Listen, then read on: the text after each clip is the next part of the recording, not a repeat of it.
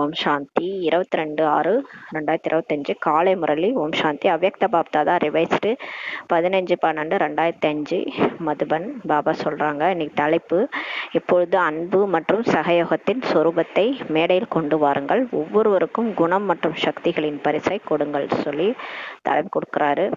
இன்று பரமாத்மா தந்தை தன்னுடைய நாலாபுறங்களிலும் உள்ள பரமாத்மா அன்பிற்கு அதிகாரியான குழந்தைகளை பார்த்து கொண்டு இருக்கின்றார். நாலா பக்கமும் உள்ள அவருடைய அன்புக்கு அதிகாரியான குழந்தைகள் நம்மளெல்லாம் பார்த்துட்டு இருக்கிறாரு. இந்த பரமாத்மா அன்பானது உலகத்தில் கோடியில் ஒரு சிலருக்கு தான் கிடைக்கிறது சொல்றாரு. ஏன்னா அவர் நம்புறது யாரு, கொஞ்சம் பேர் தான் நம்புறாங்க. இப்போ அவர் வந்திருக்கிறாரு, பிரம்மாவோட சிவபாபா வந்திருக்கிறாரு, அதை எத்தனை பேர் நம்புறாங்க. அதனால கோடியில சிலருக்கு தான் அந்த அன்பு கிடைக்குதுன்றாரு. இந்த டைம்ல சங்கமயுகத்துல இந்த பரமாத்மா அன்பு சுயநலமற்ற அன்பாகும் சொல்றாரு. ஏனெனில் ஒரு பரமாத்மா தந்தை தான் நிராகாரமானவர், அகங்காரமற்றவர். அதனால அவருடைய அன்பு சுயநலமற்ற அன்பு. மனிதர்களுடைய அன்பு சுயநலமா இருக்கும், ஏதாவது தேவைன்னா பழகுவாங்க இல்லையா, அப்படி அந்த அன்பு அந்த அளவுக்கு அன்பா இருக்காது. இது நிராகாரமானவர், அவருக்கு உடம்பே கிடையாது, அதனால அவருக்கு தேவையும் கிடையாது, அகங்காரமும் கிடையாது, அதனால அவரது சுயநலமற்ற அன்புன்றாரு. மனித ஆத்மா சரீரதாரியாக இருக்கும் காரணத்தினால் ஏதாவது சுயநலம் வந்துடுது. உடம்பு இருக்கிறதுனாலதான் சுயநலத்தோட நம்மளாம் அன்பு காட்டுறோன்றாரு. ஆனா பரமாத்மா தந்தை தான் தன்னுடைய குழந்தைகளுக்கு அப்பேற்பட்ட சுயநலமற்ற அன்பு கொடுக்கிறார். பிரதிபலன் எதிர்பார்க்காத அன்பு கொடுக்கிறாரு.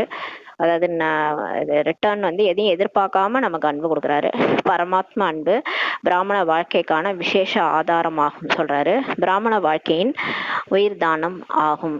அந்த அன்பு தான் பிராமண வாழ்க்கையின் விசேஷ ஆதாரமே, உயிர் தானமும் அதுதான் சொல்றாரு. ஒருவேளை பிராமண வாழ்க்கையில் பரமாத்மா அன்பின் அனுபவம் குறைவாக உள்ளது என்றால் அன்பு இல்லாத வாழ்க்கை ரமணீகரமாக இருக்காது, வறண்டு போன வாழ்க்கை ஆகிறதுன்றாரு. பரமாத்மா அன்புதான் வாழ்வில் சதா துணையாகவும் இருக்கிறது மற்றும் துணைவனாகி சதா உதவியும் நமக்கு செய்யுதுன்றாரு. பாபா மேல இருக்கிற அன்பு தான் அவரும் நம்ம மேல வச்சிருக்கிற அன்பு, ரெண்டும் தான் நமக்கு வாழ்க்கையில சதா துணையா இருக்குது மற்றும் துணைவனாகி சதா உதவியும் நமக்கு செய்கிறதுன்றாரு. எங்கே அன்பு இருக்கிறதோ, துணை இருக்கிறதோ, அங்கே அனைத்தும் மிகவும் சகஜமாக மற்றும் சரளமாக ஆகிவிடுகிறதுன்றாரு. உழைப்பின் அனுபவமே அங்க இருக்காதுன்றாரு. ஒரு எக்ஸாம்பிள் பாத்தீங்கன்னா, ஒரு அம்மா குழந்தைக்கு பாத்தீங்கன்னா எது செய்யணும்னாலும் அவங்களுக்கு அது உழைப்பாவே தெரியாது. ஏன்னா அவங்களுக்கு குழந்தை மேல அன்பு கருணை இருக்கிறதுனால அவங்க அந்த அந்த குழந்தை நடுராத்துல எஞ்சி எது கேட்டாலும் செஞ்சு கொடுப்பாங்க. ஏன்னா அவங்களுக்கு அந்த குழந்தை மேல இருக்கிற அன்பு முக்கியன்றதுனால. அந்த மாதிரி இப்ப பரமாத்மாவுடைய அன்பு இருக்குது இல்லையா, நமக்கு அவர் மேல அன்பு இருக்குது, துணை இருக்குதுன்னா அங்க எல்லாமே ஈஸியா தெரியும், நமக்கு கஷ்டமாவே தெரியாது. ஐயோ பாபா இப்படி சொல்றாரு அப்படி சொல்றாருன்ட்டு தெரியாது. ஏன்னா அவர் மேல இருக்கிற அன்புல நம்ம ஈஸியா சகஜமா சரளமா எல்லாமே ஆயிடுது. உழைப்பின் அனுபவம் இருக்காது, அவரை நினைக்கிறது கூட நமக்கு கஷ்டமா இருக்காது. இத்தகைய அனுபவம் உள்ளது அல்லவான்றாரு. பரமாத்மா அன்பிற்குரியவர்கள் எந்த ஒரு மனிதன் மற்றும் சாதனங்கள் கவர்ச்சியில செல்லவே முடியாதுன்றார். பாருங்க, பாபா மேல யார் அன்பு இருக்குதோ, பாபாவுடைய அன்பு யாருக்கு மேல இருக்குதோ அவங்க எந்த ஒரு மனுஷனுடைய கவர்ச்சியிலும் இல்ல சாதனங்களுடைய கவர்ச்சியில போக முடியாதுன்றார். ஏனெனில் பரமாத்மா கவர்ச்சி, பரமாத்மா அன்பு அப்பேற்பட்ட அனுபவத்தை இப்ப சேவிக்கின்றது. அந்த அன்பின் காரணத்தினால் சதா அன்பில் மூழ்கி இருக்கிறாங்க. பாபாவோட அன்புல மூழ்கி லவ்லினா இருக்கிறாங்க. இதையே மக்கள் பரமாத்மாவில் ரெண்டரை கலந்து விடுவது என்று நினைக்கிறாங்க. அவங்க என்ன பக்தியில நினைச்சிட்டாங்க, ஆத்மா பரமாத்மாவோட கலந்துருச்சு, ஜோதியோட கலந்துருச்சுன்ட்டு நினைச்சுக்கிறாங்க. அது அப்படி இல்லை. நம்ம இப்ப பிகே ஆன பிறகு பாபா வந்துட்டாரு, பாபா நம்ம மேல அவ்வளவு அன்பு காட்டுறாரு. அவர் மேல இருக்கிற அன்புல நம்ம உண்மையா நம்ம பாபா அவர் உடம்புல வந்திருக்கிறாரு. சிவபாபா பிரம்மா பாபா உடல்ல வந்திருக்கிறது சிவபாபா தான் கண்டறியும் சக்தி மூலமா நம்ம கண்டுபிடிச்சிட்டோம் பாபா வந்துட்டாருன்னு. அவர் தான் நம்ம கிட்ட பேசுறாருன்ட்டு அவர் மேல இருக்கிற அந்த அன்புல நம்ம என்ன பண்ணிடுறோம், அந்த அன்புல ரெண்டரை கலந்துறோம். நம்ம அவர் மேல இருக்கிற அன்புனால தான் நம்ம மாறுறோம், ஒவ்வொருத்தரும் மாறுறோம். வரிசைகரமா மாறினாலும் ஒவ்வொருத்தருக்கும் அன்பு இருக்குது பாபா மேல, அதை தான் நம்ம கலந்துடுறோம். இப்ப லவ்லின்னு ஆகிறத அவங்க பக்தி மார்க்கத்துல ஜோதியோட கலந்துருச்சுன்னு சொல்லிட்டாங்க. பரமாத்மாவில் ரெண்டரை கலப்பதில்லைன்னு சொல்றாரு. ஆத்மா பரமாத்மாவோடலாம் போய் கலந்துராது, ஆனால் பரமாத்மா அன்பில் லவ்லின் ஆகி விடுகின்றார்கள் சொல்லி பாபா சொல்றாரு. இதைதான் அவங்க தப்பா புரிஞ்சுட்டாங்கன்னு சொல்றாரு. பாப்தாதா நாலாபுறங்களில் உள்ள குழந்தைகளை பார்க்கிறாரு. பரமாத்மாவிற்கு அன்பானவர்களாக அனைவரும் ஆகியிருக்கிறாங்க. ஆனால் ஒரு விதமானோர் அன்பான லவ்லி குழந்தைகளாக இருக்கிறாங்க. மற்றொரு விதமானோர் லவ்லியின் அன்பில் மூழ்கிய குழந்தைகளாக இருக்கிறாங்க. 2 விதமானவங்களும் இருக்கிறாங்க. ஒருத்தவங்க வந்து அன்பான குழந்தைகளா இருக்கிறாங்க, அதாவது பாபா மேல அன்பு இருக்கு அவ்வளவுதான். இன்னொருத்தவங்க வந்து அன்புல மூழ்கி இருக்கிறாங்க, எந்த நேரமும் பாபா தான், பாபா மேல அன்புல மூழ்கிய குழந்தைகளா லவ்லின் ஸ்டேஜ்ல இருக்கிறாங்க. ஒருத்தவங்க லவ்லி, இன்னொருத்தவங்க லவ்லின் ஸ்டேஜ், 2 ஸ்டேஜ் சொல்றாரு. எனவே அன்பான குழந்தைகளாகவோ அனைவருமே உள்ளனர். ஆனால் எந்த அளவு லவ்லின் ஆகி இருக்கிறீர்கள் என்று தன்னைத்தானே இப்ப கேளுங்கன்றாரு. சரி, அன்பா இருக்கிறீங்க, எல்லாரும் தான் அன்பா இருக்கிறீங்க, பாபா மேல வர்றவங்க எல்லாருமே பாபாவை தெரிஞ்சுக்கிட்டீங்க, பாபா மேல அன்பா இருக்கிறீங்க, முரளி படிக்கிறீங்க. ஆனா வந்து எந்த அளவுக்கு பாபாவுடைய அன்புல மூழ்கி கிடக்குறீங்க, அதாவது உலகத்தையே மறந்து அவரோட அன்புல மூழ்கி இருக்கிறது வேற இல்லையா, அந்த மாதிரி எந்த அளவுக்கு ஆகி இருக்கிறீங்க தன்னைத்தானே கேளுங்கள்ன்றாரு. லவ்லின் குழந்தைகளின் அடையாளம், அவர்கள் சதா பரமாத்மாவின் கட்டளைப்படி சகஜமாக நடப்பார்கள் சொல்றாரு. லவ்லின் குழந்தைகள், அன்புல மூழ்கிய குழந்தைகள் அடையாளம் என்னன்னா, அவங்க பாபா என்ன சொல்றாரோ அதான் அதபடி ஈஸியா நடப்பாங்க. ஐயோ பாபா இப்படி சொல்லிட்டாரு, இதை செய்ய வேண்டியதா இருக்கே அப்படிலாம் நினைக்க மாட்டாங்க. சகஜமா அவர் சொல்ற கட்டளைப்படி நடப்பாங்க, ஸ்ரீமத் படி. இதெல்லாம் என்னால செய்ய முடியல, இருந்தாலும் செய்ய வேண்டியதா இருக்குது அப்படின்னு கஷ்டப்பட்டுன்னு செய்ய மாட்டாங்க. இஷ்டமா வந்து பாபாவுடைய ஸ்ரீமத் படி நடப்பாங்க. அவர்கள் கட்டளைப்படியும் நடப்பார்கள் மற்றும் தேக உணர்வையும் பலியாக்கி இருப்பார்கள் சொல்றாரு. பாபா என்ன சொல்றாரோ கேட்பாங்க மற்றும் தேக உணர்வையும் பலியாக்கி இருப்பாங்க. ஏனென்றால் அன்பிற்காக பலியாகுவது கடினமே அல்ல இல்லையா. அன்புக்காக தலையை கூட கொடுத்துடலாம் இல்லையா. சிலர் வந்து இந்த உலகாய அந்த லவ்வர்ஸ் இருப்பாங்க, காதலர்கள், அன்பிற்காக காதலுக்காக தற்கொலை கூட பண்ணிக்குவாங்க. அது வந்து பலியாகிறாங்க, அன்பிற்காக பலியாகிறாங்க.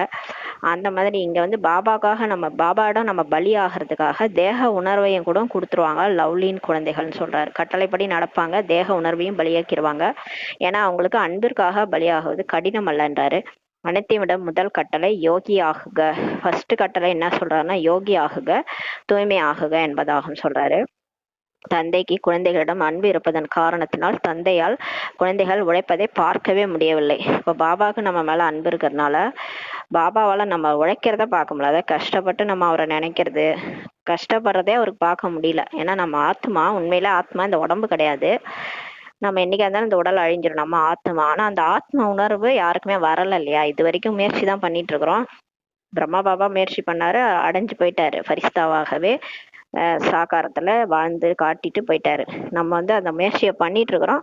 ஆனா உழைக்கிறோம், அந்த உழைக்கிறத பாபாவால பார்க்க முடியல. ஏனென்றால் 63 பிறவிகளாக அதிகமாக உழைப்பு செய்திருக்கிறார்கள் என்பதை தந்தை அறிந்திருக்கிறார். நம்ம 63 ஜென்மமா பக்தி பண்ணி அதிகமா உழைச்சிருந்திருக்கிறோன்றத பாபா தெரிஞ்சிருக்கிறாரு. ஏன்னா கடவுளை தேடி தேடி அலைஞ்சோம், உடல் உணர்வுல அவர் எங்க இருக்கிறாருன்னு தேடி தேடி அலைஞ்சு உழைப்பு பண்ணோம். அதே உழைப்பை இப்ப அவரை கிடைச்சு கூட அவரை நினைக்கிறதுக்கு கஷ்டப்பட்டு நினைக்கிறோம். இப்போது இந்த அலௌகீக பிறப்பானது உழைப்பிலிருந்து விடுபட்டு அதீந்திரிய சுகத்தின் மகிழ்ச்சியை கொண்டாடுவதற்கான பிறப்பாகின்றார்.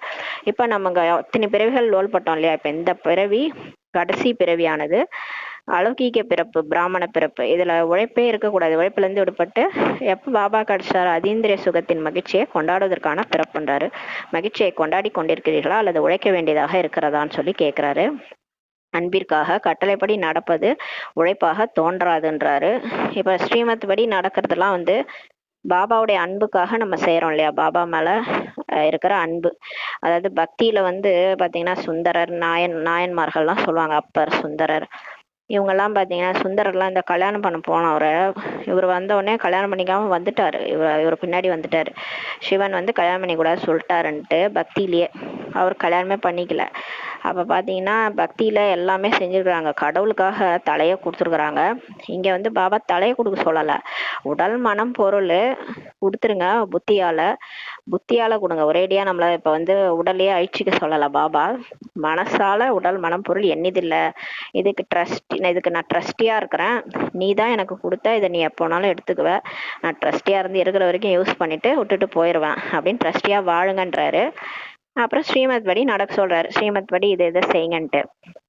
ஸ்ரீமத் படி நம்ம வந்து தூய்மையா இருக்கணும், சில நிறைய வந்து அமிர்த வேலை இழந்திருக்கிறது, நம்ம வந்து சாப்பாடு குடித்தல் மாத்துறது, டிராஃபிக் கண்ட்ரோல் வந்து பண்றது, முரளி படிக்கிறது, 2 3 தடவை முரளி படிக்கிறது, இதெல்லாம் ஸ்ரீமத். இதெல்லாம் நம்ம செய்யறதுக்கு நமக்கு வந்து அன்பிற்காக செய்யறோம்னு நினைச்சுக்கோங்களேன். அன்பிற்காக கட்டளைப்படி நடப்பது நமக்கு உழைப்பாக தோன்றாதுன்றாரு, கஷ்டமா தெரியாதுன்றாரு. ஏன்னா பாபாவோட அன்புக்காக, ஏன்னா பக்தியில தலையை கொடுக்குறாங்க.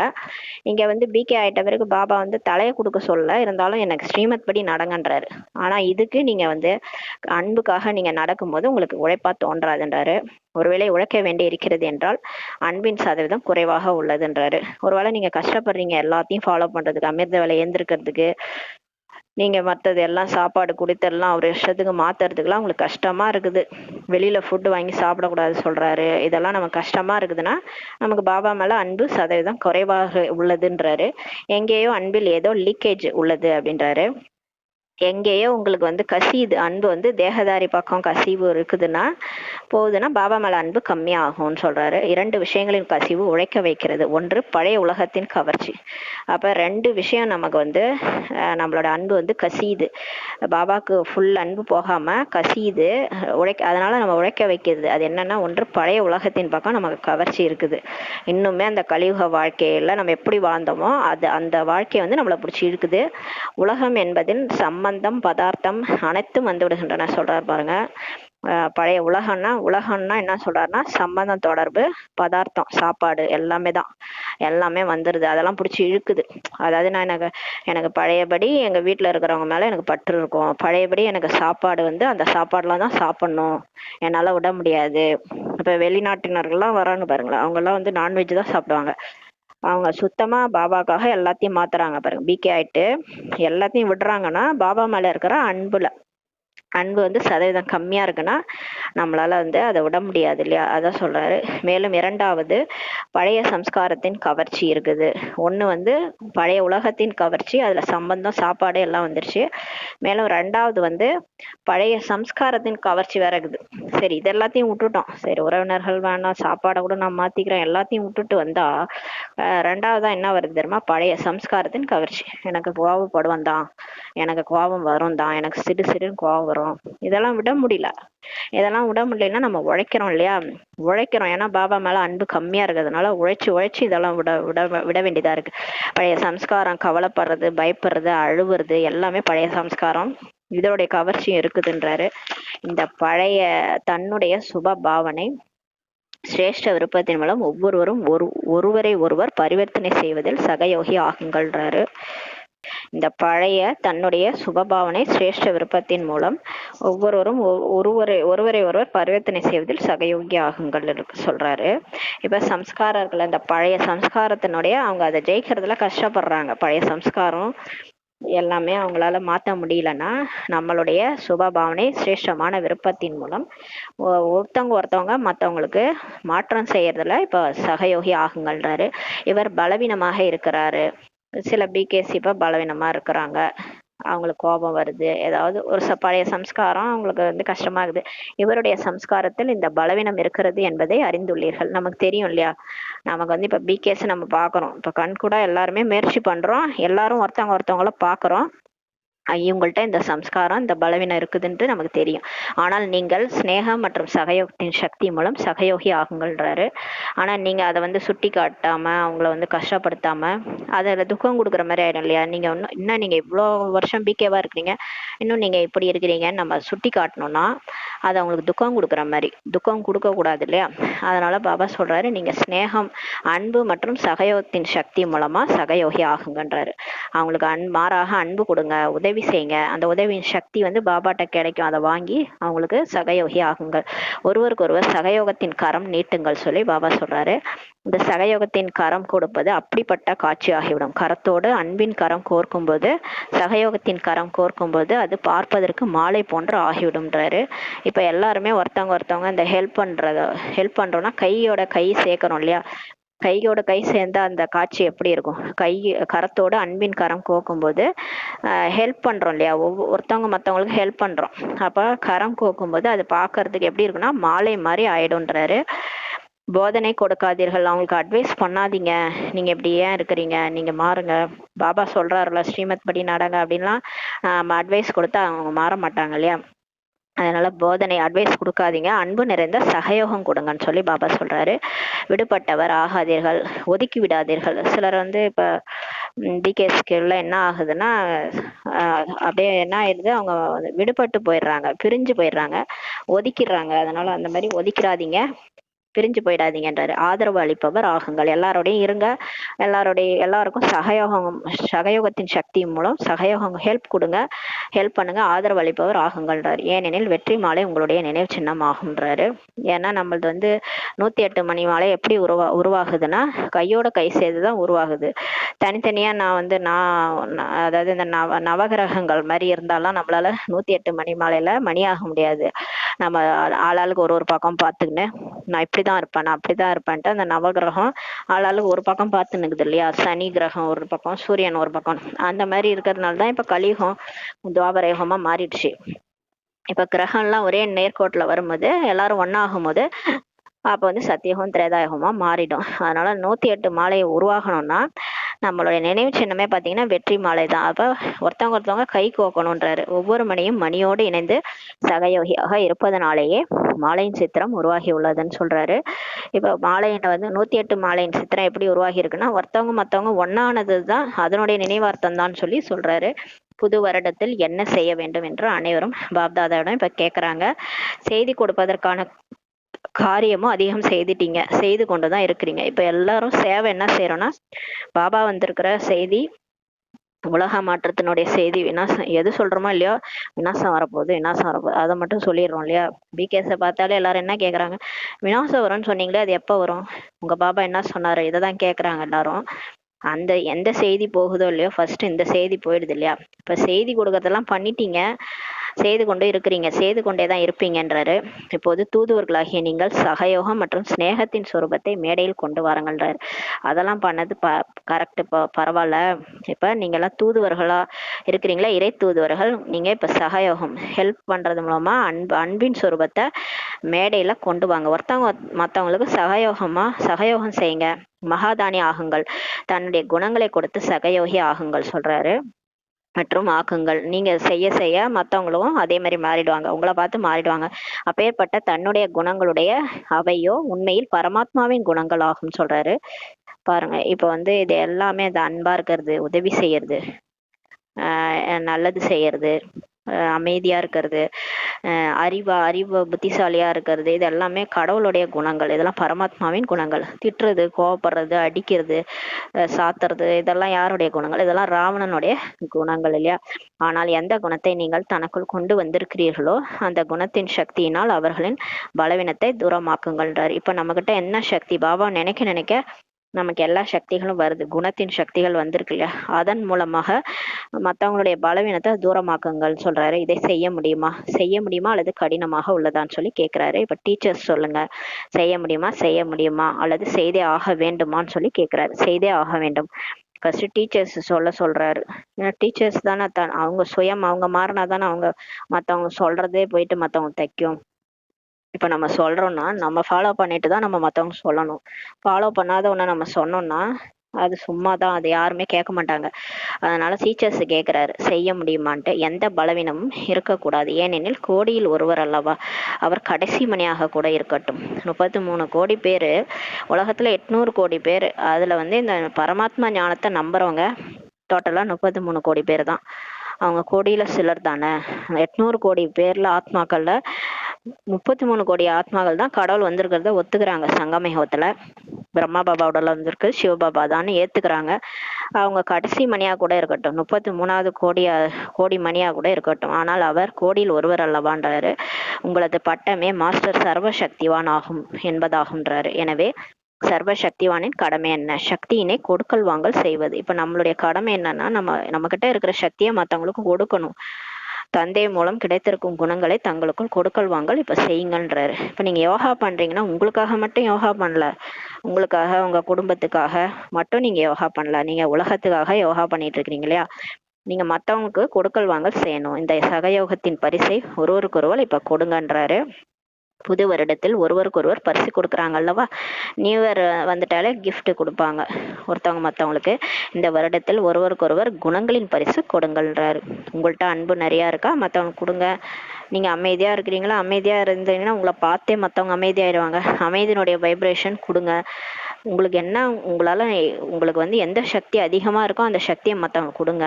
நீங்கள் பொறுமை சக்தி அதிகமாக இருக்குன்னா நீங்கள் அதை பாபாட்ட வாங்கி நீங்கள் மற்றவங்களுக்கு அதை கொடுங்க, பரிசாக கொடுங்கன்றார். ஒருவேளை நன்மை நிறைந்த பாவனை வைத்தீர்கள் என்றால் எவ்வாறு சொற்பொழிவு செய்து வார்த்தைகள் மூலம் செய்தி கொடுக்குறீங்க அல்லவா, அதுபோல தன்னுடைய நன்மை நிறைந்த பாவனை மூலம், நன்மை நிறைந்த விருத்தி உள்ளுணர்வு மூலம், நன்மை நிறைந்த வாயுமண்டலத்தின் மூலம் இந்த குணங்களின் பரிசு இப்ப கொடுங்க, சக்திகளின் பரிசு கொடுங்கன்றார்.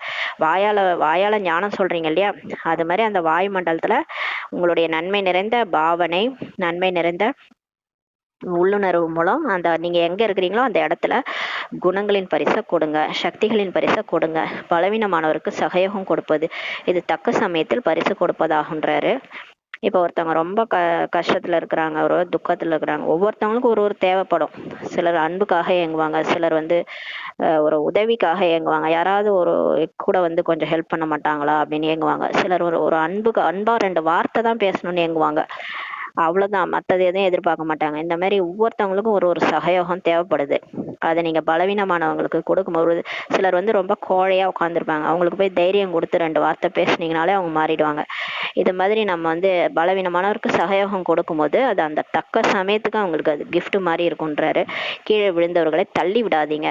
ஏற்கனவே அவங்க கஷ்டத்துல இருக்கிறாங்க, ஏற்கனவே விழுந்திருக்கிறாங்க, ஏற்கனவே பிரச்சனையில அது பிகே ஆயிட்டு விழுந்திருந்தாங்கன்னா நிறைய பிரச்சனைகள் இருந்திருக்கும் அவங்க வாழ்க்கையில, அதனால விழுந்திருப்பாங்க. அப்படியே விட்டுறாதீங்க, கீழே விழுந்தவர்களை தள்ளி விடாதீங்க, தூக்கி விடுங்கன்னு சொல்றாரு. உயர தூக்கி விடுங்க, நீங்களும் முன்னேறுங்க, மற்றவங்களையும் முன்னேற்றுங்கன்றாரு. இவர்களை இப்படி இது கூடாது, இப்படிலாம் பேசாதீங்கன்றாரு.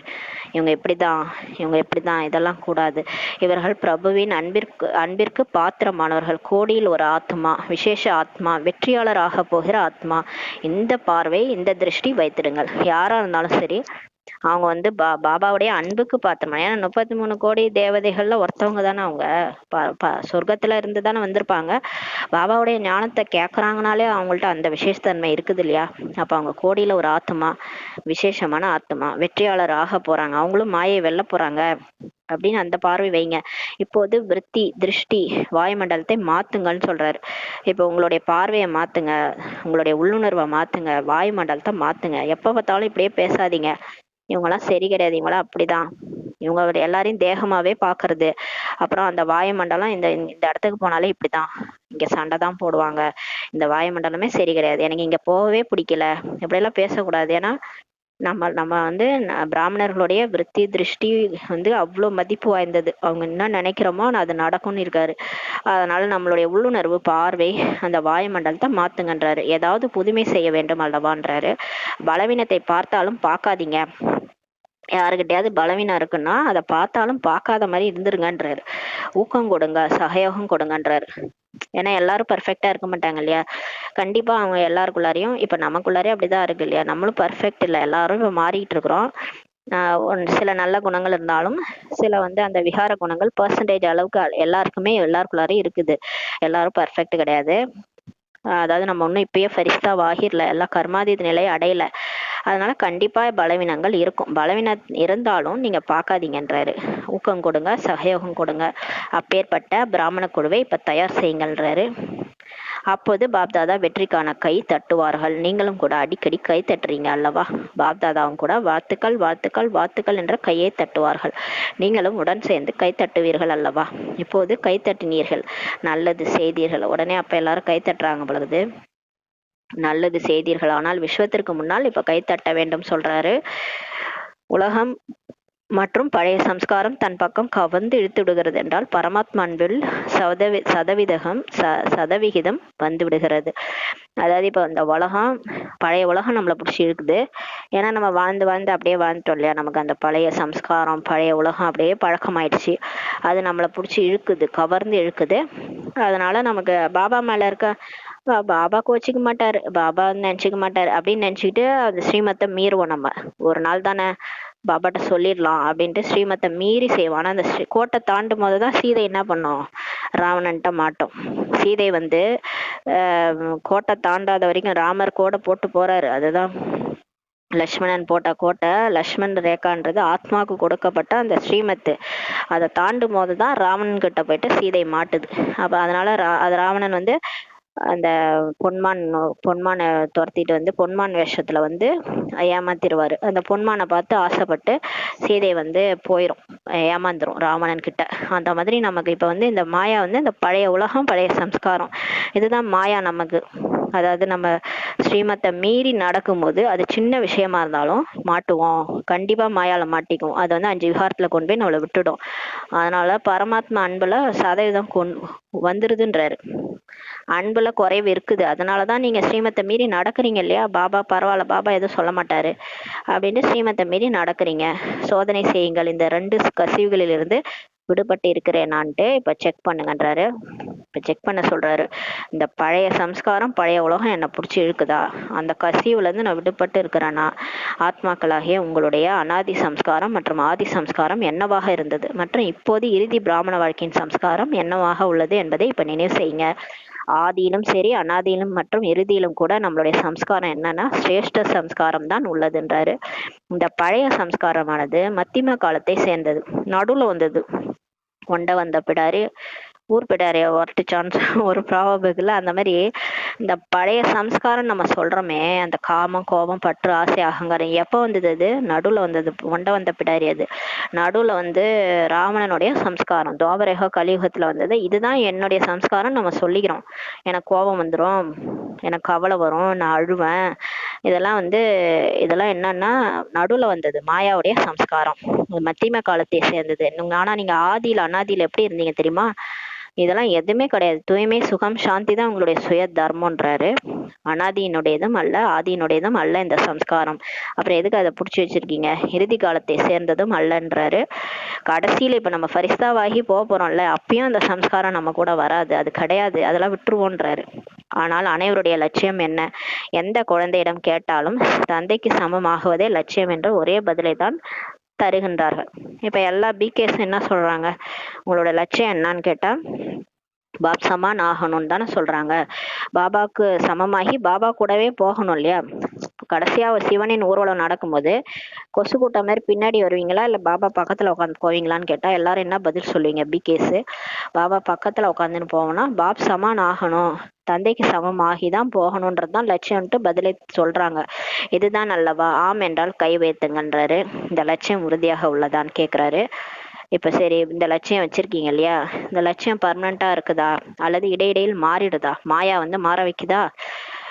இன்னைக்கு ஒரு நாள் பரவாயில்ல, இன்னைக்கு ஒரு நாள் முரளி படிக்கலன்னா பரவாயில்ல, இன்னைக்கு ஒரு நாள் அமிர்த வேலையை மிஸ் பண்ணா பரவாயில்ல, ஸ்ரீமத்தை மீறுறோம், ஸ்ரீமத்தை விடுறோம்னா கண்டிப்பா நம்ம பாப் சமான் ஆக முடியாது இல்லையா? தந்தை மற்றும் தாதா, மூத்த சகோதரர் ஆகிய இருவருக்கும் சமமான சம்ஸ்காரம் என்ன? இப்ப பாபாவும் சரி, பிரம்மா பாபாவும் சரி, சிவபாபா பிரம்மா பாபா 2 பேருக்கும் சமமான சம்ஸ்காரம் என்ன என்று தந்தை குழந்தைகளிடம் இப்ப கேக்குறாரு. சதா தந்தை ஒவ்வொரு ஆத்மாவிற்காகவும் பரந்த உள்ளமுடையவராக இருக்கிறாரு. இப்ப பாபா வந்து எல்லாருக்கும் என்ன பண்றாரு? பரந்த உள்ள உடையவராக தான் இருக்கிறார். ஒவ்வொரு ஆத்மாவிற்காகவும் ஸ்நேகம் மற்றும் மரியாதை கொடுக்கும் சுரூபத்தில் சகயோகியாக இருந்திருக்கின்றார். பாபா எல்லாருக்காகவும் அன்பு கொடுக்கறாரு, ரெஸ்பெக்ட் கொடுக்கறாரு. அந்த சொரூபத்துல சகயோகியாக தான் பிரம்மா பாபாவும் இருந்திருக்கிறாரு, சிவபாபாவும் இருந்திருக்கிறாரு. அவ்வாறு சுயம் தானும் தன்னை ஒவ்வொரு ஆத்மாவிற்காகவும் சகயோகியாக இருப்பதாக அனுபவம் செய்றீங்களா? பாயிண்ட பிடிச்சிட்டாரா? இப்ப நீங்களும் அத மாதிரி ஒவ்வொரு ஆத்மாவிற்காகவும் ஹெல்ப் பண்றவங்களா அனுபவம் செய்றீங்களா அப்படின்னு கேக்குறாரு. சகயோகம் கொடுத்தால் சகயோகி ஆவேன், அவ்வாறு அல்ல. நம்ம என்ன தரோம் சொல்லுவோம்? அவங்க எனக்கு ஹெல்ப் பண்ணா நான் ஹெல்ப் பண்ணுவேன் அப்படின்னு நம்ம சொல்லுவோம். அவங்க எதுவுமே செய்ய மாட்டாங்க, நான் மட்டும் ஹெல்ப் பண்ணணுமா அப்படின்னு நம்ம பேசுவோம் இல்லையா? ரூல்ஸ் எல்லாம் பேசுவோம் நம்ம. அதெல்லாம் மாயாவுடைய சம்ஸ்காரம்.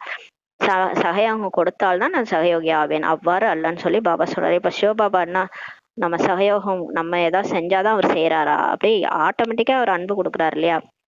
ஸ்நேகம் கொடுத்தால் ஸ்நேகி ஆவேன், அவ்வாறு அல்லன்றாரு. அவங்க அன்பு கொடுத்தா நான் அன்பு கொடுப்பேன். அவங்க ஒரு வார்த்தை பேச மாட்டாங்க, நான் மட்டும் பேசணுமா, நான் மட்டும் அன்பு கொடுக்கணுமா அப்படின்னு நம்ம கேட்போம். அவ்வாறு அல்ல. எவ்வாறு பிரம்மா பாபா ஒவ்வொரு குழந்தைக்காகவும் சகயோகி ஆனார் இல்லையா? பிரம்மா பாபா இன்றளவும் சரி மேல இருந்து சேவை தான் பண்ணிட்டு இருக்கிறாரு, குழந்தைகளுக்காக சக்தி கொடுக்குறாரு.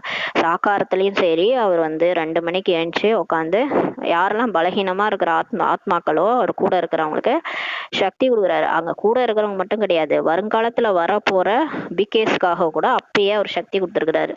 நமக்காக கூட அவர் பண்ணியிருப்பாரு.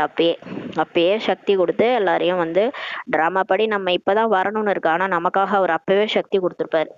அப்ப பிரம்மா பாபா ஒவ்வொரு குழந்தைக்காகவும் சகயோகி ஆனார் தானே. 33 கோடி தேவர்களுக்காகவும் அவங்க நல்லா புருஷார்த்தம் பண்ணணும், பாபாவை தெரிஞ்சுக்கணும், அவங்க அறிமுகம் கிடைக்கணும்ட்டு அவர் அப்பயே வந்து யோகா பண்ணியிருக்கிறார். சகயோகி ஆனார், சிநேகி ஆனார், அன்பானவரா ஆனாரு. அவ்வாறு அனைவருடைய சதா சிநேகி மற்றும் சகயோகியாக இருக்க வேண்டும் சொல்லி சொல்றாரு. இதையே சமமாகுவது என்று கூறப்படுகிறது. சரி, இப்ப பாயிண்ட புடிச்சிட்டாரு. பாப் சமான் ஆகணும்னு சொல்றீங்கல்ல, அப்ப பாபா பிரம்மா பாபா எப்படி இருந்தாங்க? சிவபாபா பிரம்மா பாபா ஒவ்வொரு குழந்தைக்காகவும் சிநேகி சகயோகியாக இருக்கிறாங்க. அப்ப நீங்க மட்டும் என்ன சொல்றீங்க? நான் அவங்க அன்பு கொடுத்தாதான் நான் அன்பு கொடுப்பேன், அவங்க எனக்கு ஹெல்ப் பண்ணாதான் நான் ஹெல்ப் பண்ணுவேன்னு சொல்றீங்க. இது கரெக்டா? அப்ப எப்படி பாப் சமான் ஆக முடியும்னு சொல்லி கேட்கிறாரு. ஒருவேளை எந்த ஒரு குழந்தைக்கும் சம்ஸ்காரத்தை மாற்றுவதற்கு உழைக்க வேண்டி இருக்கிறது என்றால் அதற்கான காரணம் என்ன? இப்போ நமக்கு வந்து நம்மளுடைய சம்ஸ்காரத்தை மாற்றிக்க முடியல. ரூல்ஸ் போடுறோம், ரெகுலேஷன் பேசுகிறோம். பாபா ஒன்று ஸ்ரீமத் சொன்னால் நம்ம ஒரு மண்மத்து பரமத்தை பேசின்னு இருக்கிறோம். நான் இப்படி தான் இருப்பேன், எனக்கு கோபம் வரும், அப்படி தான் இருப்பேன், அப்படிலாம் பேசுகிறோம் இல்லையா? அப்போ என்ன, நம்மளுடைய சம்ஸ்காரத்தை மாற்றிக்கிறதுக்கு கஷ்டமாக இருக்குது. அந்த கலியுக சம்ஸ்காரத்தை மாற்றுறதுக்கு கஷ்டமாக இருக்குது. ஒரு உணவை கூட நம்மளால் மாற்றிக்க முடியல. அதெல்லாம் வந்து ரொம்ப கஷ்டமாக இருக்குன்னா, உழைக்க வேண்டியிருக்குன்னா அதுக்கான காரணம் என்னன்னு சொல்லி கேட்குறாரு. பிரம்மா பாபா தன் மீது கவனம் வைத்தார், ஆனால் உழைக்கவில்லை. சம்ஸ்காரத்தை மாற்றம் செய்வதில் உழைப்பிற்கான காரணம் அன்பானவராக ஆகி இருக்கின்றீர்கள், ஆனால் அன்பில் மூழ்கியவராக ஆகவில்லை. அதை தான் ஏற்கனவே சொன்னதுதான். பிரம்மா பாபா வந்து அவர் மேல கவனம் வச்சாரு, அவர் உழைக்கல. கவனம் மட்டும்தான், அட்டென்ஷன் மட்டும்தான் வச்சாரு, ஆத்மா மேல அட்டென்ஷன் வச்சாரு, உழைக்கல. கஷ்டப்பட்டு அவர் ஸ்ரீமத்தெல்லாம் ஃபாலோ பண்ணல. ஏன்னா பாபா மேல அன்புல மூழ்கிட்டாரு, அதனால கஷ்டப்பட்டு அவரு ஸ்ரீமத்தை ஃபாலோ பண்ணலன்றாரு. நம்ம தான் இங்க கஷ்டப்பட்டு ஒவ்வொரு சம்ஸ்காரத்தையும் மாற்றுறதுக்கு அவ்வளோ கஷ்டப்படுறோம். சாப்பாடு மாற்ற கஷ்டப்படுறோம், ஃபுட்டெல்லாம் நம்மளால விட முடியல, சிலதெல்லாம் விட முடியல, சிலதெல்லாம் தவிர்க்க முடியல. பாபா இப்படி இருக்க சொன்னா நம்மளால அப்படி இருக்க முடியல, அமிர்த வேலை ஏந்திருக்க முடியல. இதெல்லாம் வந்து நமக்கு தான் வந்து சம்ஸ்காரத்தை மாத்திக்கிறது கஷ்டமா இருக்குது. ஏன்னா சம்ஸ்காரத்தை மாற்றம் செய்வதில் உழைப்பிற்கான காரணம் என்னன்னு பாத்தீங்கன்னா, முக்கியமான காரணம் நம்ம அன்பானவரா இருக்கிறோம். எனக்கு பாபா மேல அன்பு இருக்கு, எனக்கு பாபா கூடவே இருக்கிறாரு, முழு நாளும் நான் பாபா நினைவில் தான் இருக்கிறேன். 8 மணி நேரம் நான் பாபா நினைவுல இருக்கிறேன், 14 மணி நேரம் பாபா நினைவுல இருக்கிறேன். ஆனா என்னால அமிர்த வேலை எழுந்திருக்க முடியாது, என்னால வந்து ஃபுட்டை விட முடியாது. இதெல்லாம் ஏன் சொல்றோம்னா, அன்புல மூழ்கலை, நம்ம பாபாவோட அன்புல மூழ்கலை அப்படின்னு சொல்றாரு. அன்பில் மூழ்கியவராக நம்ம ஆகவில்லைன்னு சொல்லி சொல்றாரு. பாப் தாதாவோ ஒவ்வொரு குழந்தையும் அன்பான குழந்தை என்று புரிந்திருக்கிறார்கள். பாபா வந்து எல்லாரையும் பாக்குறாரு, எல்லாருமே அன்பான குழந்தைன்ட்டு புரிஞ்சுட்டு இருக்கிறாரு, அறிந்து இருக்கிறாரு. எல்லாருமே பிகேஸ் வந்து அன்பான குழந்தைகள் தான். ஏன்னா பாபாவை நம்பிட்டாங்க இல்லையா, பாபாவை நம்பிட்டாங்க, பிகே ஆயிட்டாங்க. அதனால எல்லாருமே அன்பான குழந்தைகள் தான், அறிந்து இருக்கிறாங்க. ஒவ்வொருவரின் ஜாதகத்தையும் அறிந்திருக்கிறார். பாபா வந்து எல்லார் ஜாதகம் தெரியாதா அவருக்கு? நமக்கே தெரியும் போது பாபாவுக்கு தெரியாதா? நம்ம என்ன ஃபாலோ பண்றோம், நம்ம என்னென்ன செய்யறோன்றது பாபாவுக்கு அங்க தெரியும். நம்ம இங்க ஏந்திருக்கிறோமா, ஏந்துக்கலையா, முரளி படிக்கிறோமா, படிக்கலையா. சிலர் வந்து முரளியை படிக்க மாட்டாங்க. எனக்கு நான் டைரக்டா சிவனை மட்டும் நினைப்பேன், பிரம்மா பாபாவை நினைக்க மாட்டேன்னுவாங்க. சிலர் அப்படிலாம் இருப்பாங்க. அந்த மாதிரி ஒவ்வொரு குழந்தையோடைய ஜாதகமும் பாபா கையில இருக்குது. ஏன்னா இங்க ரெக்கார்ட் ஆகுது, அங்க ஆத்மாவுடைய ரெக்கார்டு வந்து அங்க பாபா பரமாத்மாட்டே இருக்குது. ஏன்னா நம்ம நினைக்கிற எண்ணமே ஃபர்ஸ்ட் பாபாட்ட போயிட்டு அப்புறம் தான் நம்ம கிட்டே வருதான். அப்புறம் அவருக்கு தெரியாதா? எல்லாமே பாபாவுக்கு தெரியும். நமக்கு அவர் சத்தியமானவர், சிவன் இல்லையா, அவர்கிட்ட எதையுமே மறைக்க முடியாது. ஒவ்வொரு ஜாதகத்தையும் அவர் அறிந்திருக்கிறார். பிறகு என்ன சொல்றார் பாபா? என்ன சொல்றாருன்னா, அன்பானவர்களாக இருக்கிறாங்க. பாப்தாதா ஒவ்வொரு குழந்தைக்கும் ஒரே படிப்பு, ஒரே பாலனை, ஒரே வரதானத்தை தான் சதா கொடுக்கின்றார்கள்னு சொல்றாரு. பாபா எல்லார பத்தியும் தெரிஞ்சிருந்தாலும் பாபா என்ன சொல்றாருன்னா, அன்பானவரா இருக்கிறாங்கன்னு தான் சொல்றாரு இல்லையா. இப்ப அன்பே இல்லாம கூட சிலர் இருப்பாங்க, இருந்தாலும் பாபா என்ன சொல்றாரு, யார் மனசு கஷ்டப்படக்கூடாதுன்னா அன்பானவர்களாக இருக்கிறாங்கன்னு தான் சொல்றாரு இல்லையா. பாப் தாதா ஒவ்வொரு குழந்தைக்கும் என்ன பண்றாரு, இதே 4 பேஜ் முரளி தான். இல்ல இந்த ராஜா ஆகக்கூடியவங்களுக்கு வேற முரளி, இது பிரஜை ஆகக்கூடியவங்களுக்கு வேற முரளி, வேலைக்காரனுக்கு வேற முரளிலாம் எடுக்கல இல்லையா. பாபா வந்து ஒரே 4 பேஜ் முரளி, இதே புக்கு தான் எல்லா உலகம் ஃபுல்லா போகுது, இதே நேரத்துல எல்லாரும் இதே தான் படிக்கிறாங்க. ஆனா இதை படிக்கிறவங்க தான் வேற வேற மாதிரி பதவி அடைகிறாங்க. ஆனா பாப்தாதா ஒவ்வொரு குழந்தைக்கும் ஒரே படிப்பு, ஒரே பாலனை, ஒரே வரதானத்தை சதா கொடுக்கின்றார்கள். இது கடைசி நம்பர் குழந்தை என்று தெரிந்திருக்கிறது. பிறகும் கூட பாப்தாதா எந்த ஒரு குழந்தையின் அவகுணம் பலவீனத்தை சங்கல்பத்தில் கூட வைப்பதில்லை. செல்லமானவர், தேடி கண்டெடுக்கப்பட்டவர், இனிமேல இனிமையானவர் தான் நினைக்கிறாராம் பாபா. பாருங்க, இப்போ வந்து ஒருத்தவங்க இருக்கிறாங்க, அவங்க வந்து 33 தேவர்கள் இல்லையா. 33வது கோடி லாஸ்ட் குழந்தைன்னு நினைச்சுக்கோங்களேன். அவங்க அந்த அந்த லாஸ்ட் நம்பர்ல தான் போவாங்க. அவங்க திரேதாயுகம் கடைசியில தான் வருவாங்க. அவங்க ஒரு வேலைக்காரனோ வேலைக்காரி அப்படியே கூட நினைச்சுக்குவாங்க. அவங்க வந்து திரேதாயுகத்துல வராங்கன்னா கூட பாபா அவங்கள சொல்வாரா, அவங்களோட அவகுணத்தை பாப்பாரா, அவங்கள என்னன்னு சொல்றாரு, எந்த ஒரு குழந்தையின் அவகுணத்தையும் பலவீனத்தையும் எண்ணத்துல கூட வைக்கிறது இல்லையா. இப்ப அவங்க சரியில்லை, அவங்க முரளி படிக்கிறது இல்ல, எதுவுமே அவங்க வந்து அவங்க மனசுல கூட பாபா வச்சுக்கிறது இல்லையா. பாபா வந்து பலவீனத்தை, எந்த ஒரு குழந்தையின் அவகுணத்தையும், கோவப்படுறாங்க, டென்ஷன் ஆகுறாங்க, இவங்க இந்த குழந்தைலாம் எப்படி பாஸ் ஆக போகுது, எப்படி வரப்போகுதுன்னு அது கவலை கூட படுறது இல்ல, எண்ணத்துல கூட அவர் வச்சுக்கிறது இல்ல, பலவீனத்தையும் அவர் பாக்குறது இல்லையா. இத்தகைய அப்புறம் மாறாக அவர் என்ன நினைக்கிறாருன்னா, இந்த குழந்தை செல்லமான குழந்தை, இந்த குழந்தை தேடி கண்டெடுக்கப்பட்ட குழந்தை, இனிமேல இனிமையான குழந்தைன்னு தான் பாபா வந்து நினைக்கிறாராம். பாருங்க, அவருக்கும் நமக்கும் என்ன டிஃபரன்ஸ்ன்ட்டு. இப்ப அவர் மாதிரி ஆகணும்னா நம்ம இந்த மாதிரி மாறணும். இத்தகைய திருஷ்டி மற்றும் விருத்தியோடு பார்க்கின்றார்கள். பாபாவும் பிரம்ம பாபாவும் சிவபாபாவும் இந்த பார்வையோட உள்ளுணர்வோடு பாக்குறாரு. எப்படி பாக்குறாரு, செல்லமான குழந்தை, தேடி கண்டெடுக்கப்பட்ட குழந்தை, இனிமேல இனிமையான குழந்தைன்னு தான் ஒவ்வொரு குழந்தையும் பாக்குறாரு. ஆனா அந்த குழந்தைகிட்ட பலகீனம் இருக்கும். எப்படி வந்து அம்மா வந்து 2 3 குழந்தையா இருந்தாலும் அதுல ஒரு குழந்தை சரியில்லைன்னா கூட அந்த குழந்தையும் அம்மாவுக்கு குழந்தை தானே, அம்மாவுக்கு எல்லா குழந்தையும் ஒரே மாதிரி தான் பார்ப்பாங்க இல்லையா. அந்த மாதிரி தான் இங்க சிவபாபாவும் பிரம்மாபாவும் பாக்குறாங்க. ஏனெனில் இத்தகைய விருத்தி மற்றும் சிரேஷ்ட திருஷ்டியினால் பலவீனமானவர்கள் மகாவீரர் ஆகிவிடுவார்கள் என்பதை பாப்தாதா அறிந்திருக்கிறார். இந்த மாதிரி ஒரு உள்ளுணர்வு, ஒரு சிரேஷ்ட பார்வை வைக்கும் போது ஒண்ணுமே தெரியாதவங்க கூட என்ன ஆயிடுவாங்க, பலசாலி ஆயிடுவாங்க, மகாவீரர் ஆயிடுவாங்கன்ட்டு பாப்தாதா புரிஞ்சிருக்கிறார். இது எல்லாமே நம்ம ஒரு அம்மா குழந்தையோட உதாரணத்தையே பார்த்துக்கலாம். ஒரு அம்மா சொல்லுவாங்க, என் குழந்தை, என் பையன் அப்படி வருவான், இப்படி வருவான், கண்டிப்பா அவன் கலெக்டர் ஆவான் அப்படின்னுவாங்க. அவங்க வைக்கிற அந்த உள்ளுணர்வுக்காக, ஒரு பார்வைக்காகவே அந்த குழந்தை வந்து மாறும். அந்த மாதிரி பாபா சொல்றார், அது போன்று தன்னுடைய சிரேஷ்ட விருத்தி மற்றும் சுபபாவனை, உங்களுடைய உள்ளுணர்வு சிரேஷ்ட உள்ளுணர்வு, சிரேஷ்ட பாவனை, சுப விருப்பத்தின் மூலம் எவர் ஒருவரையும் உங்களால் பரிவர்த்தனை செய்ய முடியுன்றார். இப்ப நீங்க மாத்தணும்னு நினைச்சீங்கன்னா நீங்க போய் டைரக்டா அவங்களோட தவறை சுட்டி காட்டி, நீங்க இப்படி இருக்க அப்படி இருக்க, நீ சரியில்லை அப்படிலாம் சொன்னீங்கன்னா மாற மாட்டாங்க, யாருமே மாற மாட்டாங்க. நீங்க வந்து மனசுக்குள்ளார ஒரு சிரேஷ்ட உள்ளுணர்வு உருவாக்குங்க. இவங்க நல்ல ஆத்மா, நல்ல ஆத்மா. நீங்க அமிர்த வேலையில கூட நீங்க மெடிடேஷன் பண்ணலாம். நீ நல்ல ஆத்மா, நீங்க தேவதை ஆத்மா, ஆதியில இந்த மாதிரி இருந்த ஆத்மா. இவங்க கண்டிப்பா ஆதியில இவங்களும் தூய்மையான ஆத்மாவை தானே இருந்திருப்பாங்க, கண்டிப்பா மாறிடுவாங்க, இன்னும் கொஞ்சம் டைம் தான், மாறிடுவாங்க. சுபபாவனை, சுப விருப்பம் வைங்க. நீங்க யாருக்கு வைக்கிறீங்களோ அவங்க கண்டிப்பா உங்களுடைய இந்த சிரேஷ்ட உள்ளுணர்வுக்காகவே மாறுவாங்க, உங்களால பரிவர்த்தனை செய்ய முடியும்ன்றாரு.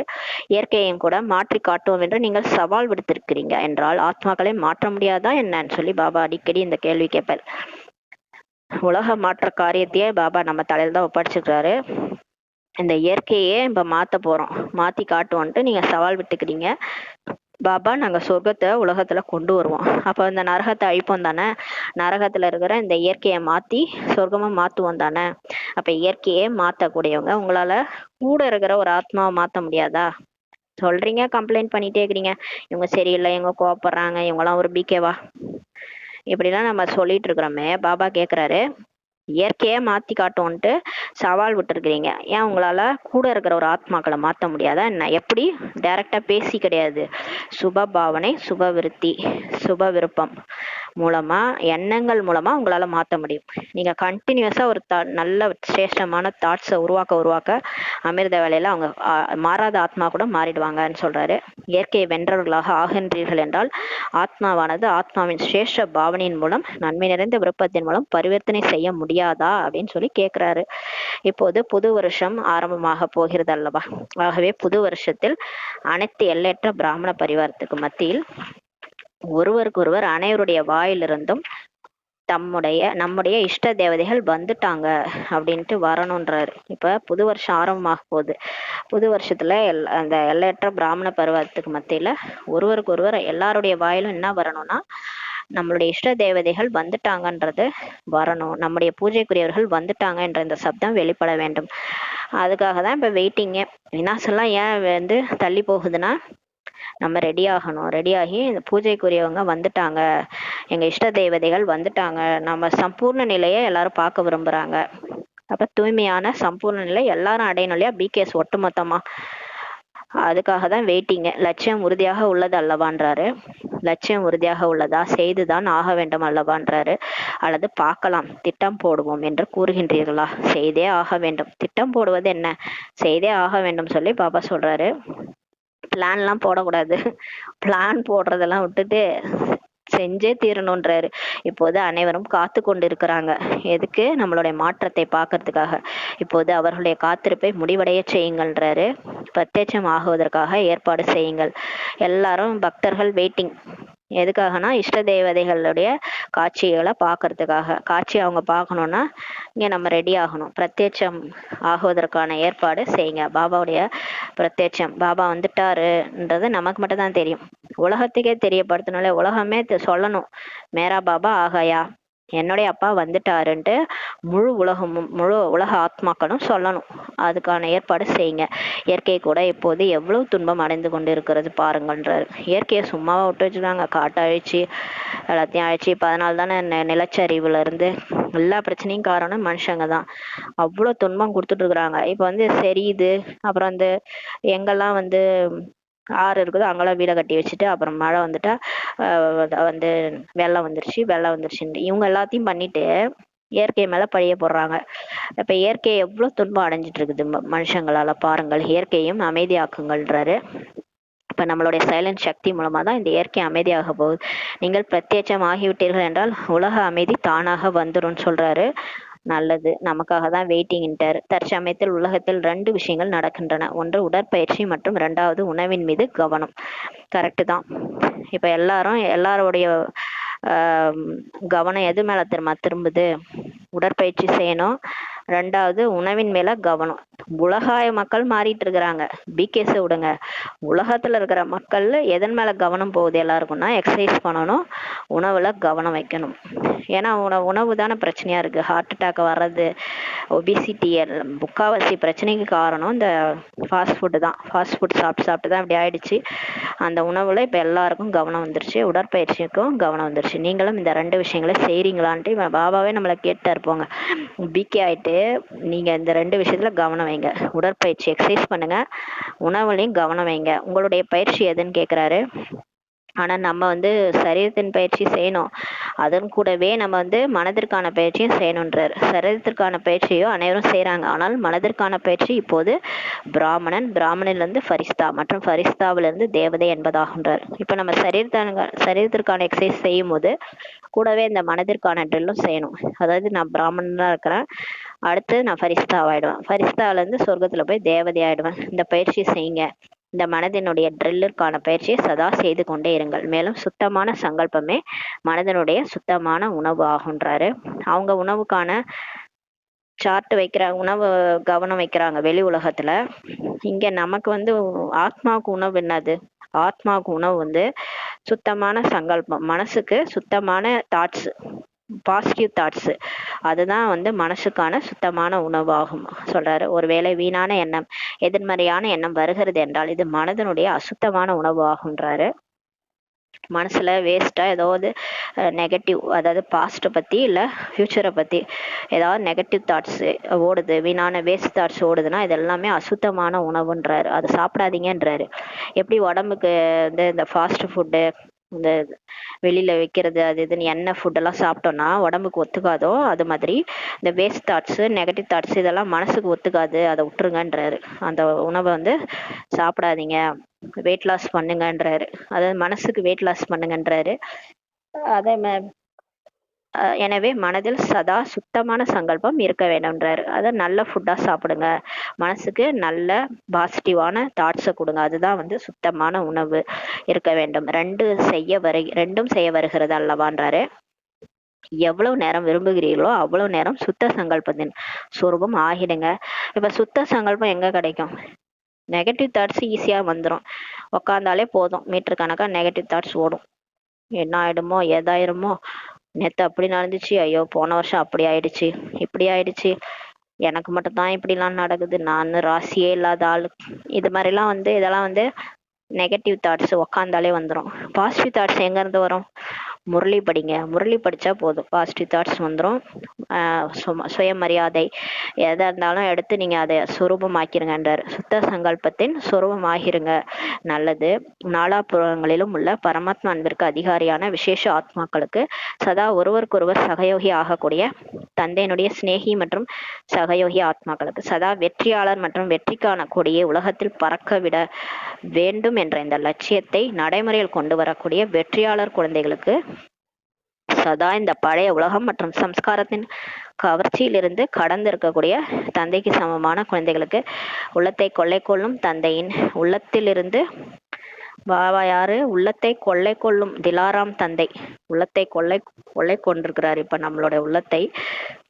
அந்த தந்தையின் உள்ளத்திலிருந்து என்ன வருது? அன்பு நினைவுகள் மற்றும் நமஸ்காரம் சொல்றார் நமக்கு பாபா. நாம் கூட ஆன்மீக குழந்தைகள் திலாராம் பாபாவுக்கு அன்பு நினைவுகள் மற்றும் நமஸ்தே நமஸ்தே நமஸ்தே சொல்றோம். தாதிஜி அவர்களுடன் பாபா பேசுறாரு. மிகவும் நல்ல பாகத்தை நடித்து கொண்டிருக்கிறீங்க. உங்களை பார்த்த அனைவருக்கும் ஃபரிஸ்தா வாழ்க்கையின் நினைவு வருது. விடுபட்ட நிலை மற்றும் அன்பான நிலைக்கு வந்துட்டாங்க தாதி. அதனால பாபா சொல்றார், ஃபரிஸ்தா மாதிரி தாதி இருக்கிறாங்கன்ட்டு சொல்றாரு. குஜராத்தில் உள்ள முக்கியமான 13 சகோதரிகளுடன் பாபா பேசுறாரு. நல்ல மகாவீர் ஆவீர்கள். மகாவீரர்களின் வேலை வெற்றியாளராகி வெற்றியாளர் ஆக்குவதாகும். அனைவரும் நன்றாக சேவை செய்து கொண்டு இருக்கிறீங்க மற்றும் எதிர்காலத்திலும் சேவை நடைபெற்று கொண்டே இருக்கும் சொல்றாரு. பாப்தாதா குழந்தைகளின் ஊக்கம் உற்சாகத்தை பார்த்து மகிழ்ச்சி அடைகிறாரு. நன்றாக குஜராத்தில் பரப்பி கொண்டிருக்கிறீங்க, இன்னும் எதிர்காலத்திலும் பரப்பி கொண்டுதான் இருப்பீங்க. பாப்தாதாவிற்கு அனைத்து குழந்தைகளும் ஆசைகளின் தீபங்களாக தெரிந்து கொண்டிருக்கிறாங்க. நன்றாக உள்ளது. நேற்று சொன்னார்ல, ஆசைகளின் தீபங்களை, பாபாவுடைய ஆசைகளின் தீபங்களை ஏற்றுபவங்க தான் குல தீபம் ஆவாங்கன்ட்டு அந்த மாதிரி இன்னைக்கு சொல்றாரு. நன்றாக உள்ளது. குழுவும் நன்றாக உள்ளது. ஒவ்வொருவரிடமும் விசேஷத்தன்மை இருக்கிறது. நல்லது. மகிழ்ச்சியாக இருப்பவர்கள், மகிழ்ச்சியை பகிர்ந்து அளிக்கக்கூடியவர்கள் சொல்றாரு. அவங்கள சொல்றாரு மகிழ்ச்சியாக இருப்பவங்க, அப்புறம் மகிழ்ச்சியை எல்லாருக்கும் பகிர்ந்து அளிக்க கூடியவங்கன்னு சொல்றாரு. சரளா தீதி கேட்டு கொண்டிருக்கின்றார்கள். தாதி மாலையில் யாரை வைத்திருக்கின்றார்கள்? நீங்கள் என்ன நினைக்கிறீங்க? நாம் அவசியம் இருப்போம் அல்லவா? அவ்வாறு நினைக்கிறீங்களான்னு சொல்லி கேட்கிறாரு. கொஞ்சம் ஒருவருக்கொருவர் சகயோகம் கொடுத்தால் இன்னும் என்னவெல்லாம் மீதம் உள்ளதோ அது முடிவடைந்து விடும் சொல்லி சொல்றாரு.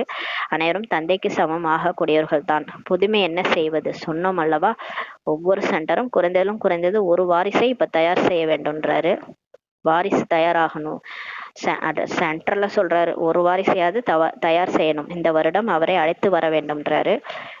அதாவது கிளாஸ் எடுத்து பாபா நினைவு பட்டி வச்சு ஒரு வாரிசையாவது தயார் செய்யணும்ன்றாரு.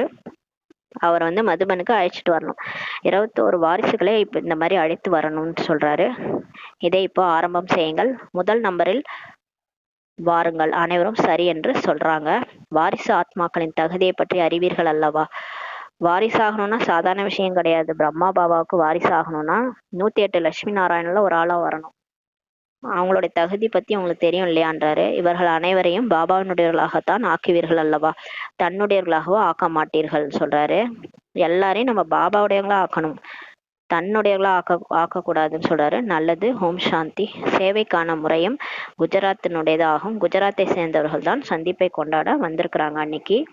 அதனால அவங்கள்ட்ட பேசுறாரு. குஜராத்தை சேர்ந்தவர்கள் யாரெல்லாம் இருக்கிறீங்களோ அவர்கள் சந்திக்க வந்திருந்தாலும் சேவைக்காக வந்திருந்தாலும் அவர்கள் கை வைத்துங்கன்னு சொல்றாரு. நிறைய பேர் இருக்கிறாங்க. மிகவும் நல்லது. நன்றாக வாய்ப்பை பயன்படுத்தி இருக்கிறீங்க.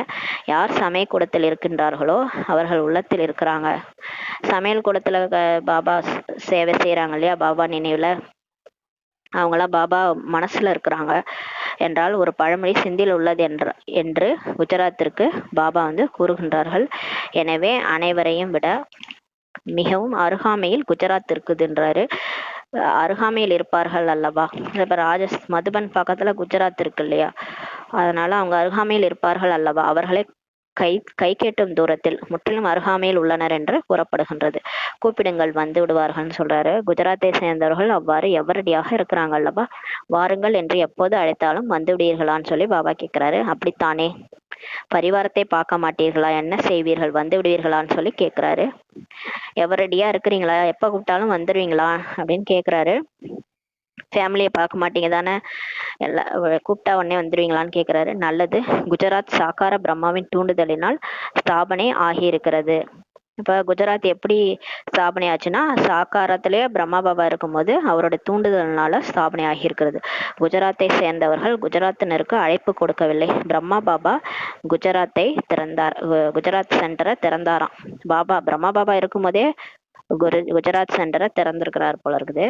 குஜராத் சேர்ந்தவர்கள் குஜராத்தினருக்கு அழைப்பு கொடுக்கவில்லை. எனவே குஜராத்தின் மீது விசேஷமாக பிரம்மா பாபாவின் பார்வை இப்போது பதிந்துள்ளது. மேலும் குஜராத்தை சேர்ந்தவர்கள் முயற்சியும் செய்திருக்கின்றீர்கள். நல்ல முறையில் சென்டரை திறந்திருக்கிறீங்க. எத்தனை சென்டர்கள் உள்ளனன்னு சொல்லி கேட்கிறாரு.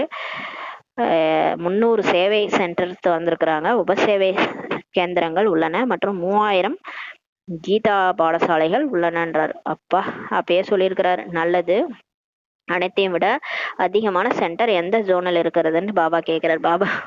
பாபா வந்து கொஸ்டின் ஆன்சர் கொஸ்டின்ஸ் மாதிரி கேட்டுட்டு இருக்கிறாரு. இப்போ ஜென்ரல் நாலேஜ் ஜிகே கொஸ்டின்ஸ் மாதிரி கேட்கிறாரு. எல்லாத்தையும் விட அதிகமான சென்டர் எந்த ஜோன்ல இருக்குன்னு கேட்கிறாரு. பம்பாயில இருக்குதான், மகாராஷ்டிராவை சேர்ந்தது. பம்பாயில தான் பாபாவுடைய அதிகமான சென்டர் இருக்குதான். நல்லது, மகாராஷ்டிராவை சேர்ந்தவர்கள் வந்திருக்கிறாங்களா, இன்று வரவில்லைன்னு சொல்றாங்க. குஜராத்தை சேர்ந்தவர்கள் சேவையோ நன்றாக செய்து கொண்டு இருக்கிறாங்க. குஜராத்தினுடைய விரிவாக்கம் கூட நன்றாக உள்ளது. இப்போது என்ன செய்ய வேண்டும், விஸ்தாரமாகவோ இருக்கின்றது. விஸ்தாரமோ நன்றாக செய்துள்ளீர்கள். இப்போது குஜராத்தை சேர்ந்தவர்கள் நம்பர் 1 வாரிசை இப்ப தயார் செய்யணும். குறைந்ததிலும் குறைந்தது பெரிய சேவை கேந்திரங்கள் எவையெல்லாம் உள்ளனவோ பழைய வாரிசுகளாக யார் இருக்கிறாங்களோ அவர்கள் இருக்கத்தான் செய்யறாங்க. ஆனால் புதிய வாரிசு யாரையாவது இப்ப உருவாக்குங்க, ஒருவரையாவது உருவாக்குங்க. ஏனென்றால் யார் வாரிசை ஆகும் தகுதியுடையவர்களாக இருப்பார்களோ அவர்களே மாலையின் மணியாக ஆகுவார்கள். எனவே மாலையோ தயார் செய்யணும் அல்லவா. 16,100 மாலையும் உள்ளது. இப்போது ஒருவேளை பாப்தாதா 108 மாலை தயார் செய்யுங்கள் என்று கூறுகின்றார்கள் என்றால் செய்ய முடியுமா அப்படின்னு கேட்கிறார்.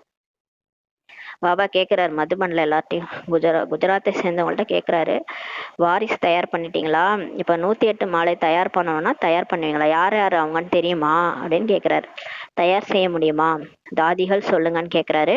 108க்கான மாலை உருவாக்க முடியுமான்ட்டு தாதிஜிட்ட கேட்கிறாரு. தாதிஜி செய்ய முடியும் என்று சொன்னாங்க.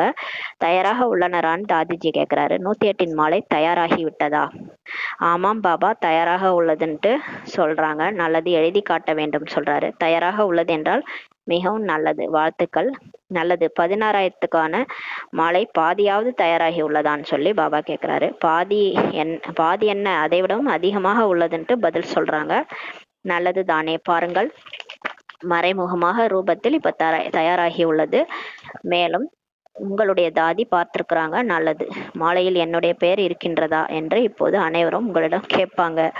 நன்றாக உள்ளது. அப்படிப்பட்ட சுபமான பாவனை, சுபமான நம்பிக்கைகள் தயார் செய்து விடுகிறது.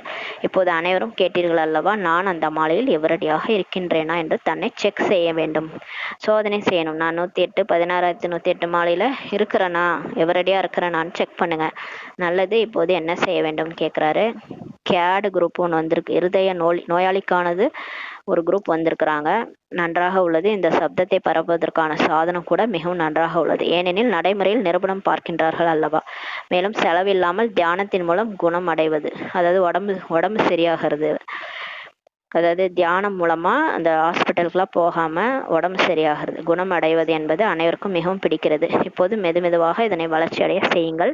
பாப்தாதா கேள்வியுற்றார்கள், செய்து கொண்டு இருக்கிறீங்க மற்றும் வெற்றியும் கிடைத்து கொண்டு இருக்கிறது, மேலும் கூட கிடைத்து கொண்டே இருக்கும் சொல்றாரு. மற்றபடி பாப்தாதா இந்த காரியத்திற்காக நிமித்தமானவர்களுக்கு பாத்துகள் கொடுத்து கொண்டு இருக்கிறாரு. அரசாங்க அதிகாரிகள் வரை ரிசல்ட் சென்றடைந்து கொண்டிருக்கிறது. இன்னும் பரப்பு கொண்டே இருந்தீர்கள் என்றால் தியானத்தின் மகத்துவம் அதிகரித்து கொண்டே செல்லும். மற்றபடி பாப்தாதாவிற்கு இந்த விதி பிடித்திருக்கிறதுன்னு சொல்றாரு. நல்லது, வரதானம் கொடுக்கிறார் பாபா. மனதின் மௌனத்தினால் சேவையின் புதிய கண்டுபிடிப்பை உருவாக்கக்கூடிய சித்தி சொரூபம், வெற்றி சொரூபம் ஆகுகன்றாரு. இப்ப வந்து வாயை முடிக்கிட்டு மௌன விரதம் இருக்கலாம், ஆனா வாய் மட்டும்தான் மௌனமா இருக்கும் இல்லையா. மனசுல என்ன ஓடிக்கிட்டே இருக்கு, மனசுல மீட்டர் கணக்கா தாட்ஸ் வருது. வாய் மட்டும்தான் கம்முன்னு இருக்குது, ஆனா மனசுல என்ன ஓடுது இல்லையா? அப்ப மனதின் மௌனம் கடைப்பிடிங்கன்றாரு. இப்ப மனசா சேவை மூலமா புதிய கண்டுபிடிப்பை இப்ப உருவாக்குங்க. அந்த உருவாக்கிக்கிட்டீங்கன்னா வெற்றி சுரூபமா ஆயிடுவீங்கன்னு சொல்றாரு. அந்த மாதிரி வரதானம் கொடுக்குறாரு. எவ்வாறு முதலில் மௌன விரதம் வைக்கப்பட்டதோ அப்போது அனைவரும் ஃப்ரீ ஆகிட்டாங்க, நேரம் சேமிப்பானது. அவ்வாறு இப்போது மனதின் மௌனம் வைத்திருங்கள், அதன் மூலம் வீணான சங்கல்பம் வரவே முடியாது. எவ்வாறு வாயிலிருந்து சப்தம் வெளிப்படாதோ அது போல வீணான சங்கல்பம் வரக்கூடாது, அதுல செக் பண்ணுங்கன்றாரு. இதுதான் மனதின் மௌனமாகும். இப்ப வாயில வார்த்தை வரக்கூடாதுன்னு கவனம் வைக்கிறோம் இல்லையா? மௌன விரதங்கன்னு சொல்லுவாங்க. ஃபுல் டே பேச மாட்டாங்க, அப்ப பேசாம பாத்துக்குவாங்க இல்லையா? வாய் வாய் பேசாம பாத்துக்குவாங்க. அந்த மாதிரி எண்ணத்துல இந்த வேஸ்ட் தாட்ஸ் வரக்கூடாது அப்படின்ட்டு மனதின் மௌனம் வைங்கன்றாரு. செக் பண்ணுங்க, வந்துச்சுன்னா வரவிடாம பண்ணுங்கன்றாரு. இதில் நேரம் சேமிப்பாகிவிடும். இந்த மனதின் மௌனத்தினால் சேவையில் அப்பேற்பட்ட புதிய கண்டுபிடிப்பு உருவாகுன்றார். இந்த மாதிரி நீங்க எண்ணத்துல மௌனத்தை கொண்டு வந்துட்டீங்கன்னா, வேஸ்ட் தாட்ஸ் வராம பண்ணிட்டீங்கன்னா, சேவையில அந்த மாதிரி ஒரு புதிய கண்டுபிடிப்பு உருவாகும். இதில் தவம் குறைவாகவும் மற்றும் வெற்றி அதிகமாகவும் ஏற்படும். செலவில்லாம ப்ராஃபிட் வரும்ன்றாரு. வெற்றி அதிகமாக ஏற்படும். தவம் குறைவாக தான் நீங்க பண்ற மாதிரி இருக்கும், ஆனா வெற்றி அதிகமா கிடைக்கும். நிறைய பேர் பிகேவா மாறுவாங்க, நிறைய பேருக்கு ஞானம் போகும், நிறைய சீக்கிரமா சேவை நடக்கும்ன்றாரு. எவ்வாறு அறிவியல் சாதனம் நொடியில் விதியை கிடைக்க செய்கின்றதோ அது போல இந்த அமைதியின் சாதனத்தின் மூலம் நொடியில் விதி கிடைத்து விடும் சொல்லி பாபா சொல்றாங்க. அதனால நம்ம மௌன விரதம் இப்ப வாயால இருக்காம மனதின் மௌனம் இருந்து எல்லாரும் ட்ரை பண்ணி இப்போ புது கண்டுபிடிப்பை உருவாக்கி வெற்றி சுரூபமா ஆகுங்கன்ட்டு வரதானம் கொடுக்குறாரு. ஸ்லோகன்: யார் சுயம் சமர்ப்பண ஸ்திதியில் இருக்கிறாங்களோ அவர்களுக்கு முன்னால் அனைவருடைய சகயோகமும் சமர்ப்பணமாகி விடுகிறது. யார் டோட்டலா பாபாட்ட சமர்ப்பணமாயிடுறாங்களோ, உடல் மனம் பொருள் எல்லாம் உன்னிது பாபான்னு ஒப்படைச்சிட்டு ஃபரிஸ்தா மாதிரி இங்க வாழறாங்களோ அவங்களுக்கு முன்னாடி எல்லாருடைய ஹெல்ப்பும் கிடைச்சிரும். யாருமே அவங்களுக்கு ஹெல்ப் பண்ண மாட்டேன்னு சொல்ல மாட்டாங்க. ஏன்னா அவங்க பாபாட்ட ஃபுல்லா சரண்டர் ஆயிட்டாங்க இல்லையா? விதைக்கு நீர் தண்ணி ஊத்திட்டீங்கன்னா முழு மரத்துக்கும் போயிடும். நீங்க போய் தனித்தனியா இலைக்கெல்லாம் ஊத்த தேவையில்ல. நீங்க விதைய சாட்டிஸ்ஃபை பண்ணிட்டீங்கன்னா முழு மரமும் தண்ணி போயிடும். அதனால பாபாவை நீங்க சாட்டிஸ்ஃபை பண்ணிட்டீங்கன்னா முழு உலகத்துல இருக்கிறவங்க யாருமே உங்களுக்கு ஹெல்ப் பண்ண மாட்டேன்னு சொல்ல மாட்டாங்க. கண்டிப்பா நமக்கு எல்லாரும் ஹெல்ப் பண்ணுவாங்க. ஏன்னா நம்ம பாபாவை சாட்டிஸ்ஃபை பண்ணிட்டோம் இல்லையா? அப்ப பாபாவுக்கு விருப்பமானதை நம்ம செஞ்சிட்டோம்னா எல்லாரும் நமக்கு விருப்பமானதை செய்வாங்க. அவ்வியக்த சமிஞை: ஆன்மீக நிலையில் இருக்கும் பயிற்சி செய்க, உள்முகமாகுக. அநேக விதமான மனிதர்கள் வைபவம், அதாவது அநேக விதமான பொருட்களின் தொடர்பில் வந்தாலும் ஆன்மீக உணர்வு மற்றும் பற்றற்ற உணர்வை தாரணை செய்யுங்கள்ன்றாரு. இப்போ நம்ம பிகே ஆனாலும் நமக்கு நிறைய பேரை சந்திக்க வேண்டியதா இருக்குது, நிறைய வைபவம் ஃபங்க்ஷன்லாம் போக வேண்டியதா இருக்குது, நிறைய பொருட்களின் தொடர்பில் வரோம் இல்லையா? எல்லாமே நம்ம கண்ணால எல்லாமே அங்கதான் வாழ்ந்துட்டு இருக்கிறோம். அப்படி இருந்தாலும் ஆன்மீக உணர்வோட இருங்க, பற்றற்ற உணர்வை தாரணை செய்யுங்க. எதன் மேலேயும் பற்று வச்சிடாதீங்கன்றார். இந்த வைபவம் மற்றும் பொருட்கள் பற்றற்றவர்களுக்கு முன்பாக பணிப்பெண்ணாக இருக்குன்றாரு. இந்த மாதிரி இந்த வைபவம், இந்த பொருள், இந்த மாயாவுடைய உலகத்துல எல்லாமே யார் பற்று இல்லாம இருக்கிறாங்களோ அவங்களுக்கு முன்னாடி ஒரு வேலைக்காரி மாதிரி இருக்கும். மற்றும் பற்று உள்ளவர்களுக்கு முன்னால் காந்தம் போல மாட்ட வைக்கக்கூடியதாக இருக்கும். யாருக்கு பற்று இருக்குதோ அவங்களுக்கு மேக்னெட் மாதிரி இருக்கும் இந்த விஷயங்கள்லாம். ஃபங்க்ஷன், இந்த பொருட்கள், இந்த சாதனங்கள், பொருட்கள், வைபவம், இதெல்லாம் யாருக்கு பற்று இருக்குதோ, அது மேல பற்று இருக்குதோ அவங்க அதை பிடிச்சி இழுக்கும், மேக்னெட் மாதிரி இழுக்கும். யாருக்கு பற்று இல்லையோ அவங்களுக்கு வேலைக்காரி மாதிரி இருக்கும் அப்படின்னு சொல்றாரு. ஓம் சாந்தி. நன்றி பாபா, நன்றி ராமா, நன்றி பரிவாரம். ஓம் சாந்தி.